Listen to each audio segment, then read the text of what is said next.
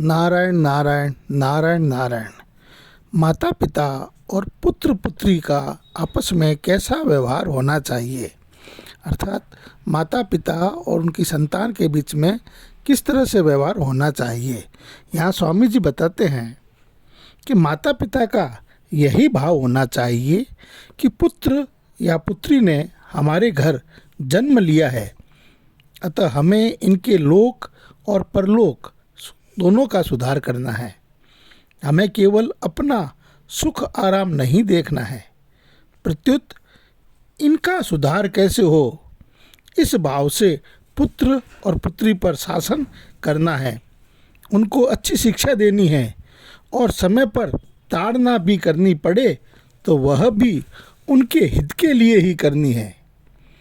प्रेम भी करना है और ताड़ना भी करनी है अगर ज़रूरत हो तो, लेकिन उनके हित के लिए, अपने सुख के लिए नहीं। ऐसे ही पुत्र पुत्री का यही भाव होना चाहिए कि जिस शरीर से हम परमात्मा की प्राप्ति कर सकते हैं, महान आनंद की प्राप्ति कर सकते हैं, वह शरीर हमें माँ बाप से मिला है। अतः हमारे द्वारा इनको कभी दुख न हो, हमारे कारण इनका अपयश न हो, हमारे ऐसे आचरण हों जिससे लोगों में इनका आदर मान सम्मान बढ़े। हम तीर्थ व्रत आदि जो कुछ शुभ कर्म करें उसका फल माता पिता को ही मिले।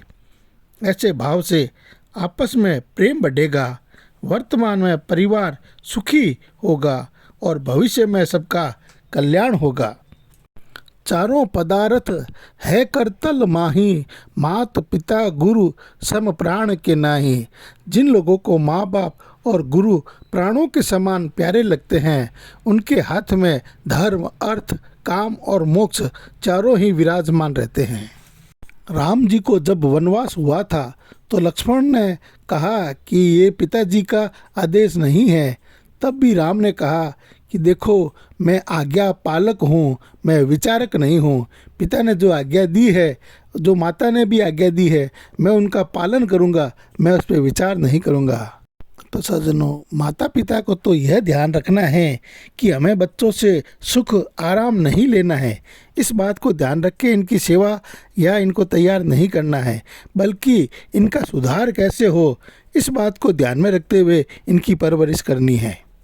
और बच्चों को यह ध्यान रखना है कि हमारे ऐसे आचरण हो जिनसे लोगों में इनका आदर सम्मान बढ़े, हमारे कारण इनका अपयश न हो, हमारे कारण इनको कभी दुख न हो। यह बच्चों को ध्यान रखना चाहिए। नारायण नारायण नारायण नारायण। सज्जनों, आज के व्यस्त जीवन में यदि आपके पास समय न भी हो तो भी कम से कम रात को सोने से पहले 10 मिनट अपने माता पिता से ज़रूर मिलें। उनकी दिन भर की जो बातें हैं वो सुने, उन्होंने क्या आज किया उसके बारे में जानें। इससे भी वो बहुत प्रसन्न हो जाएंगे और आपको खूब आशीर्वाद देंगे।